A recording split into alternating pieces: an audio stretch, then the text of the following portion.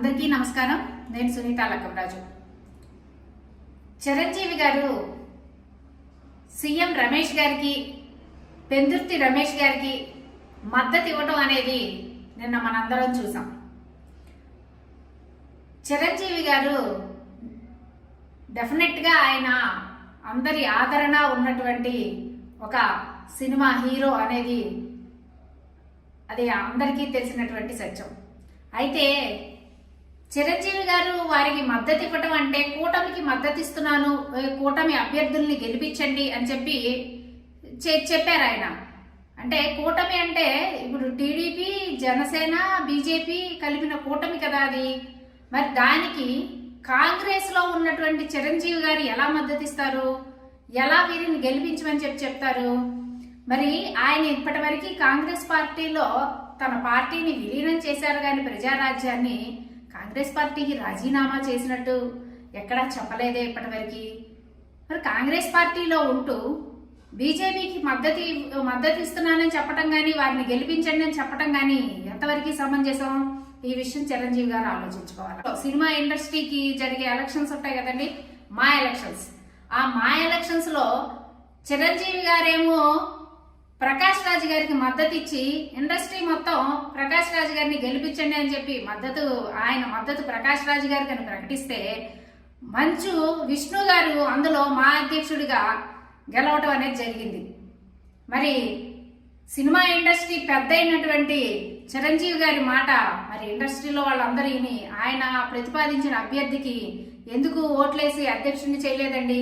అంటే చిరంజీవి గారు చెప్పిన మాటల పట్ల విశ్వాసాన్ని ఆయన ఇండస్ట్రీలో ఉన్న వాళ్లే చూపించలేదు.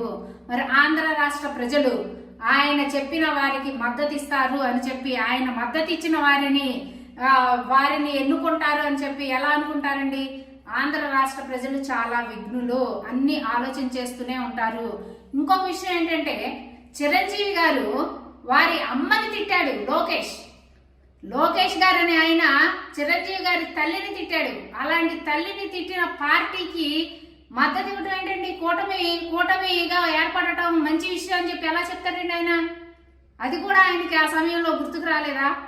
ఇద్దరు రమేష్ని పక్కన పెట్టుకొని మాటలు చెప్తున్నారు చిరంజీవి గారు. మరి ఆయన తల్లిని తిట్టాడు స్వయంగా లోకేష్ గారు.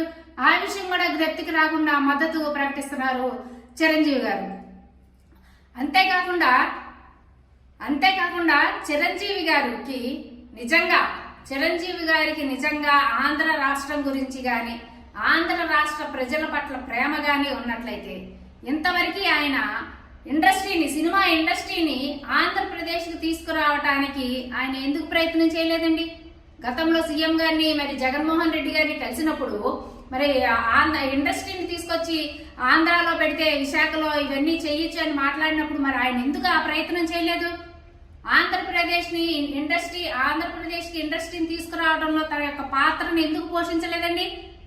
ఇవన్నిటినీ చేయకోకుండా ఈరోజు ఆయన వాళ్ళ తమ్ముడు పవన్ కళ్యాణ్ గారు ఇక్కడ నిలబడ్డాడు కాబట్టి, పవన్ కళ్యాణ్ గారి పార్టీకి మద్దతు ఇవ్వటం కోసం, పవన్ కళ్యాణ్ గారిని గెలిపించుకోవటం కోసం ఈరోజు ఆయన మాట్లాడుతూ ఉన్నారు. ఆయన కొనిదల ఫ్యామిలీకే పెద్దన్నయ్యగా ఉన్నాడు కానీ ఆంధ్ర రాష్ట్ర ప్రజలకి మరి ఆ ప్రజలు ఆదరించేటటువంటి ఒక సినీ హీరోగా ఆయన ఏమీ పనులు చేయడం లేదు అనేదానికి ఇది ఒక ప్రత్యక్ష నిదర్శనం. ఇంకొక మాట చెప్తాడు పవన్ కళ్యాణ్ గారు ఎప్పుడు, మా అన్నయ్య నాకు స్కిల్ డెవలప్మెంట్ నేర్పించారని. మరి వాళ్ళ అన్నయ్య ఆయనకి నేర్పించిన స్కిల్ డెవలప్మెంట్ ఏంటో మాకైతే అర్థం కావట్లేదు. ఆ స్కిల్ డెవలప్మెంట్ అంటే ఆయన ఇప్పుడు ఆంధ్ర రాష్ట్ర ప్రజలందరికీ నేర్పిస్తాడంట. మీ అన్నయ్య గారు మీకు నేర్పించే స్కిల్ డెవలప్మెంట్ ఏంటో మీరు చెప్తే కూడా మంచిదండి పవన్ కళ్యాణ్ గారు. మీరు పోటీ చేసింది భీమవరంలో, మీరు ఓడిపోతే భీమవరం నుంచి పోటీ చేయకుండా పిఠాపురం నుంచి ఎందుకు పోటీ చేస్తున్నారండి? ప్రజలందరూ మిమ్మల్ని పిఠాపురంలో పోటీ చేస్తే పిఠాపురం నుంచి బయటికి వెళ్ళగొట్టడానికి పిఠాపురంలో పవన్ కళ్యాణ్ అని చెప్పి చెప్తున్నారండి. మీరు అక్కడ గెలవటం అనేది అసాధ్యం. మీరు చిరంజీవి గారితో చెప్పించుకోండి, ఇంకొకరితో చెప్పించుకోండి. మొన్న ఒకళ్ళు మాట్లాడుతూ అడిగితే చిరంజీవి గారి ప్రచారానికి వచ్చినా కూడా ఆ పవన్ కళ్యాణ్ గారు గెలవలేరు అని చెప్తే ఇప్పుడు చిరంజీవి గారిని తీసుకొచ్చారు. రేపొద్దున ఆ చిరంజీవి గారి బిడ్డను కూడా తీసుకొని వచ్చి ఇక్కడ ప్రచారం చేసే పనిలో మీరు ఉన్నారు అని చెప్పి కూడా అనుకుంటున్నారు. ఏది ఏమైనా సరే ఆంధ్ర రాష్ట్ర ప్రజలు అన్ని గమనిస్తున్నారు. చిరంజీవి గారు ఇప్పటికీ కూడా కాంగ్రెస్ పార్టీలోనే ఉన్నారు. కాంగ్రెస్ పార్టీలో ఉంటూ మరి బీజేపీ అలయన్స్ అయిన కూటమికి ఎలా మద్దతు ఇస్తారు అనేది మరి ఆలోచించుకోవాలా. ప్రజలందరూ కూడా ఇది ఆలోచించి అయినా సరే చిరంజీవి గారు చెప్పే మాటల పట్ల ఆంధ్ర రాష్ట్ర ప్రజలు విశ్వాసంతో లేరు.